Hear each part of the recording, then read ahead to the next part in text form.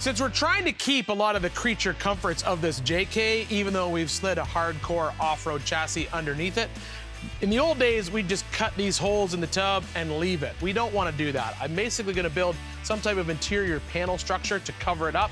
We'll seam seal it with some seam sealer, just like the rest of the body, and then we will coat it using this Duplicolor Truck Bed Coating. Now, you've seen me use this in the past when I've been lining truck beds, but the nice thing about the Duplicolor Truck Bed Coating is that it's universal. You can use it anywhere you want. This is a perfect application for this. It's a durable, impact-resistant black vinyl textured polymer. So it gives me a really nice textured finish when I'm done. It's dry to the touch in about an hour, and then you can actually start moving or using around it in 2 hours. So it's perfect for an application like this.